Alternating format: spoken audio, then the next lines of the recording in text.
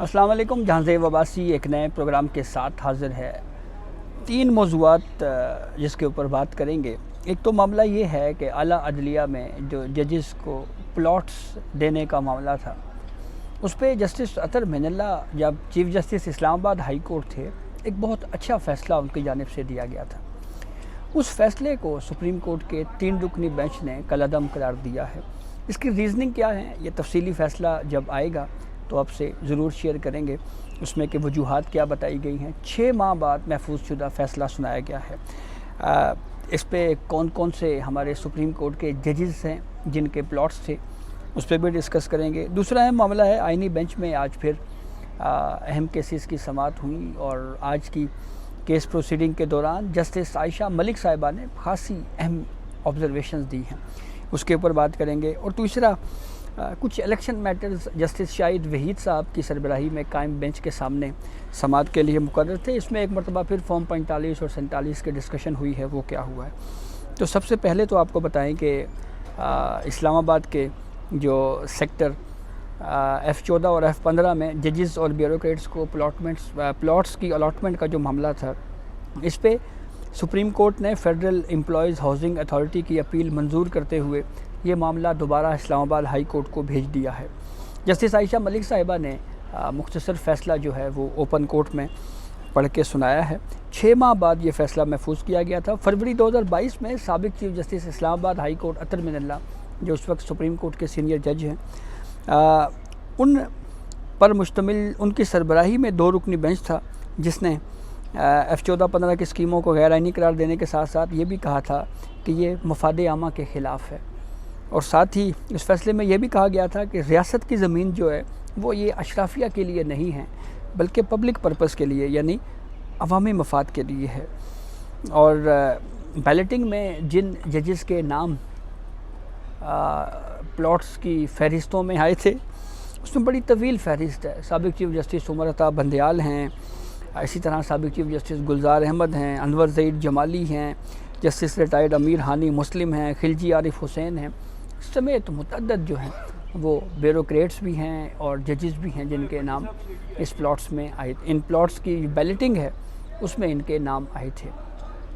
یہ ڈسکشن بہرحال ہوتی رہی ہے کہ ہماری سپریم کورٹ کے ججز اور بالخصوص جو بیوروکریٹس ہیں، ان کو جب یہ سروس میں ہوتے ہیں تو خاصی مراعات ان کو دی جاتی ہیں. سرکاری رہائش دی جاتی ہے، دیگر الاؤنسز، پیٹرول فری، اس کے علاوہ دیگر سہولیات بھی ان کو دی جاتی ہیں. لیکن جب یہ ریٹائر ہوتی ہیں تو ان کو ایک خاصی اماؤنٹ بھی ملتی ہے، جس کی وجہ سے وہ اپنی الگ سے رہائش جو ہے وہ لے سکتے ہیں. لیکن ججز اور بیوروکریٹس کو یہ پلاٹس جو ہیں وہ نہیں ملنے چاہیے.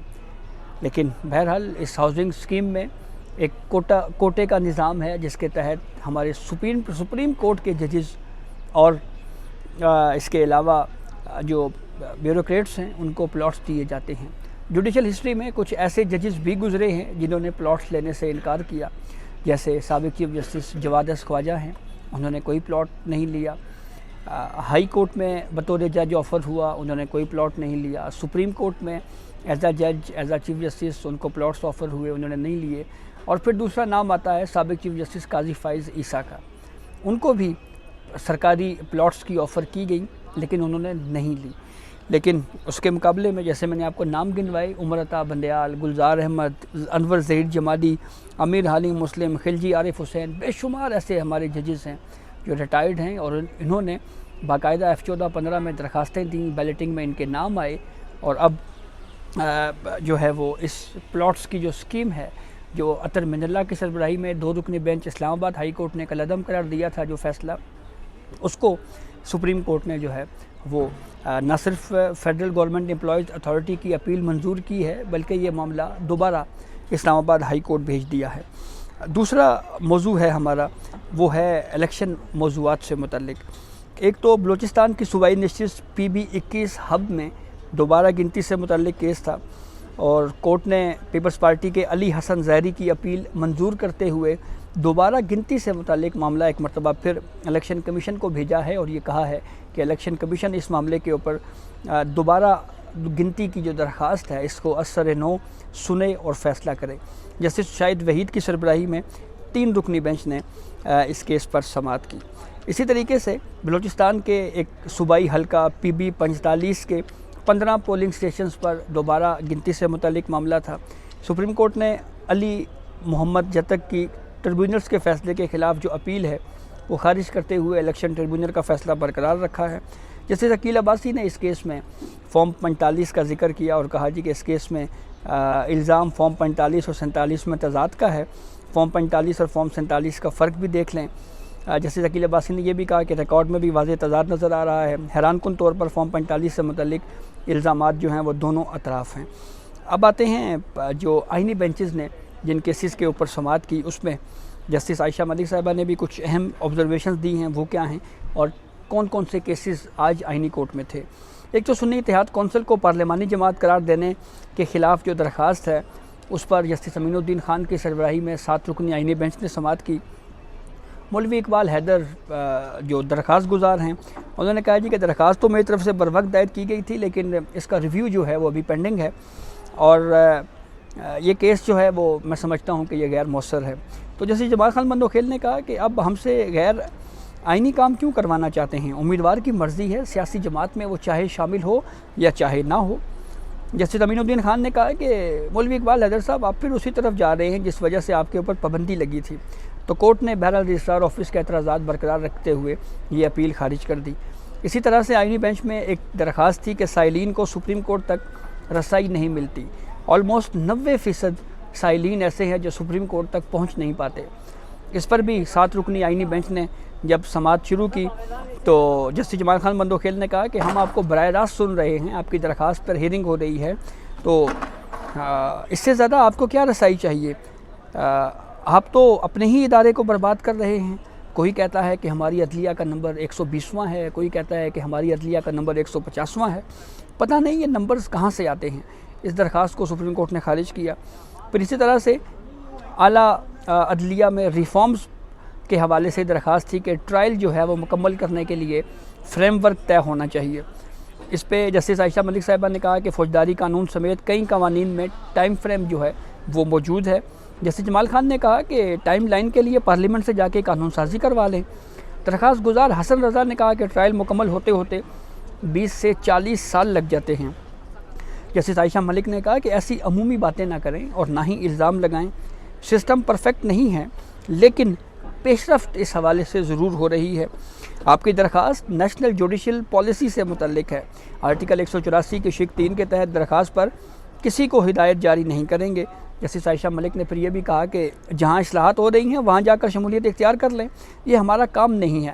جسٹس جمال خان بندوخیل نے کہا کہ ہم آئین و قانون کے تابع ہیں۔